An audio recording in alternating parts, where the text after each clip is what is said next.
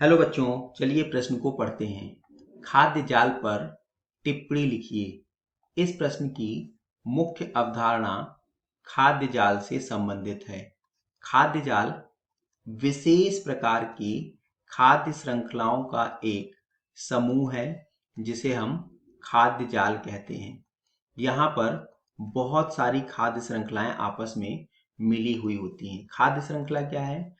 तो पोषण स्तर के आधार पर जैविक घटकों को अर्थात उत्पादक एवं उपभोक्ता को एक दूसरे से संबंधित करना, इसे हम खाद्य श्रृंखला कहते हैं।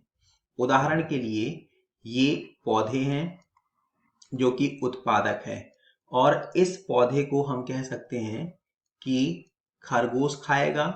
खरगोश शाकाहारी जंतु है जो कि यहाँ पर उपभोक्ता है और इस खरगोश को दूसरा जंतु जो कि मांसाहारी है, बाज, यह खाएगा।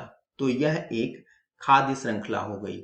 ऐसे ही अगर हम दूसरी कोई खाद्य श्रृंखला लें, जैसे इस पौधे पर जो अनाज के दाने होंगे उनको चूहा खाएगा और इस चूहे को हम कह सकते हैं कि यहाँ पर सांप खाएगा और इस सांप को ये बाज खाएगा।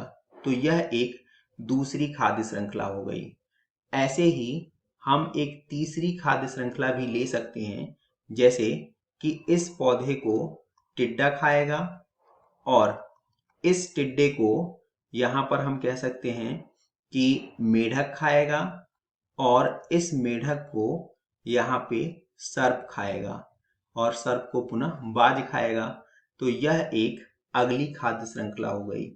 इसी प्रकार से बहुत सारी खाद्य श्रृंखलाओं को या इन तीनों खाद्य श्रृंखलाओं को अगर हम एक साथ मिलाकर के बोलें तो ये खाद्य जाल होगा। तो खाद्य श्रृंखला आपस में मिलकर के खाद्य जाल का निर्माण करती हैं। आशा करते हैं आपको समझ आया होगा। धन्यवाद।